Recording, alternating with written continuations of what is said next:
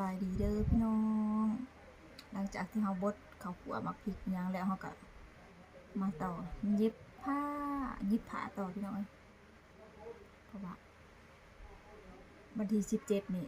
สิไปงานพี่น้องเฮาก็เลยมาเย็บสินเจ้าของพี่น้องกินแล้วกินก่อนลูกสีสิน้องไม้มันสิแมทกันบ่กับสีเสือสีไข่ที่น้องไม้สั่งมาพี่น้องอุ้ยลงทุนหลายเลยหลายแสนพี่น้องสินี่ก็พื้น300,000 กว่าแล้วเสือน้องไม้สั่งมาตัวละ300,000ค่าขนส่งก็ประมาณ300,000 ปลายนี่แหละพี่น้องแต่ละสูตรนะใส่ขาสูงอยู่พี่น้องทั้งสินทั้งเสือสูตรหนึ่งตกอยู่600,000 กว่า1,000 กว่าบาทสุดละ1,000 กว่าบาทพี่น้องถ้าเฮามายิบเองเนี่ยถ้าเฮาไปจ้างหมู่ยิบก็เสียขายิบอีกเลยพี่น้องเฮายิบเองเฮาก็บ่ได้เสียนี่สีสิน้องไม้มันก็มีสีทองอยู่เลยคือเสืออยู่เลยพี่น้องเอามาสิเมตกันบ่ไปใส่กันเนาะยิบสิเจ้าของนี่ยิบก็บ่ได้ยิบเบิดพื้นดอกสิ4พื้นพี่น้องแต่ว่าเราก็สิมายิบงานละพื้นสิไปงานได้เฮาก็ยิบเอาพี่น้องเพราะว่าเครื่องลูกค้าก็หลายเฮาได้ยากยิบเอาทีละพื้นพี่น้องบาดองร้านชายนี่จังสิยิบสีอีสังแดงก็บ่แม่นแดงพี่น้องสีชมพูแบบใดบ่รู้เสื้อนี่ยังบ่มีเสื้อเก่าใส่บ่ได้มันฮักสิได้ตัดใหม่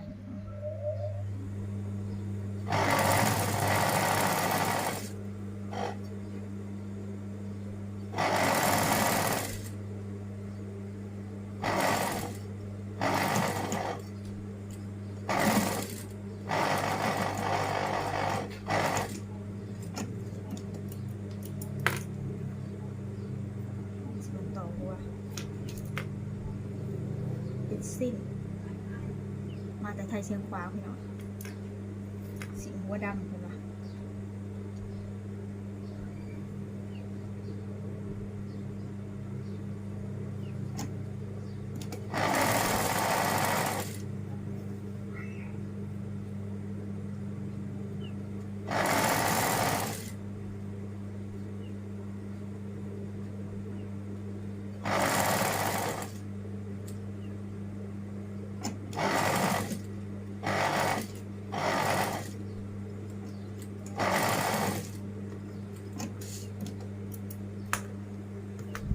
สีนี่ก็ต้มถือกระมี่พี่น้องแต่ว่าน้องไม้บ่มัก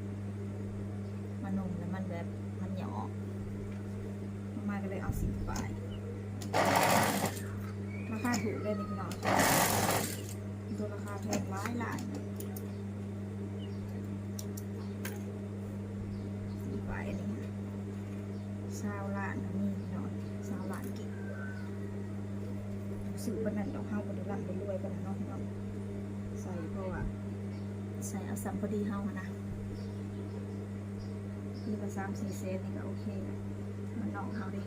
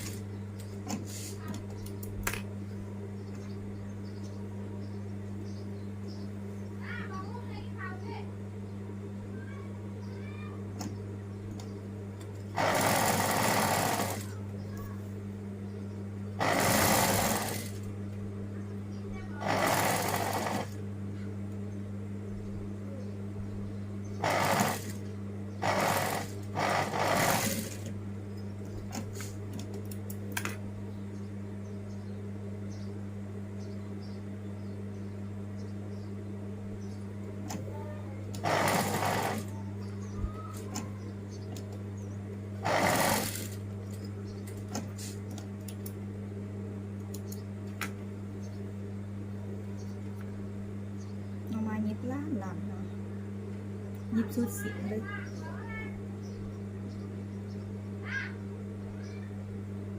เพราะว่าน้องไม้บ่มักเคยหาเฮาใส่สุดลาวๆอันสุดไม้ลาวนี่นะพี่น้องใส่เคยลำมงงามเลย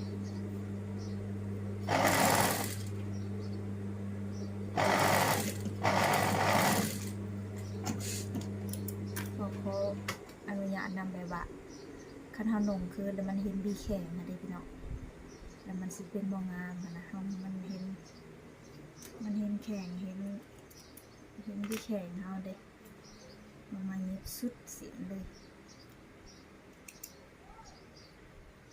หนุ่มลำงามมาบ่เคยเย็บเสียงหลามนะพี่น้อง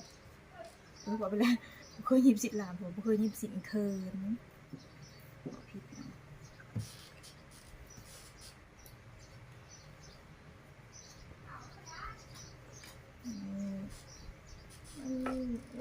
ลามพี่น้องว่าน้องไม้บ่มักเคิน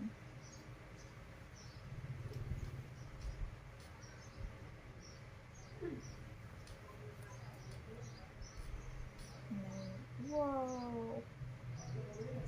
ของเราจะใส่ไปงานดอง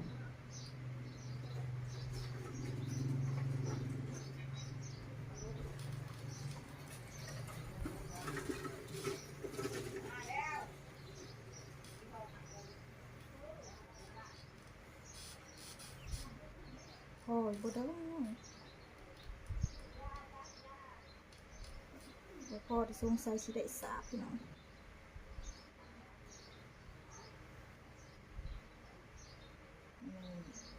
ก็สิเป็นประมาณนี้หลามแห้ง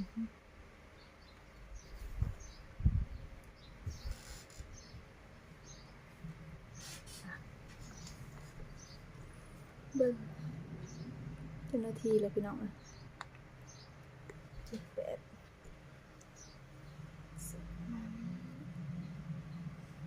ก็บอกลามดูลามสิ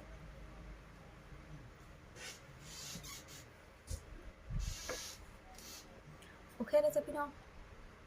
มาในกระดองไม้ขอจบคลิปเปิดสนิทสกอนเดอร์พี่น้องเด้อฝากกดไลค์กดแชร์กดติดตามช่องน้องไม้ออฟฟิเชียลเพื่อเป็นกำลังใจทำคลิปต่อไปขอตัวมาหากินข้าวเที่ยงก่อนพี่น้องกันดีว่ามันเที่ยงแล้วนะจะเที่ยงจากบ่ายบ่ได้เบิ่งโมงบ่ได้เห็นโมงเลยพี่น้องมาตึงเย็บขมุกขมุมไฟดับแหน่ไฟหากมาแหน่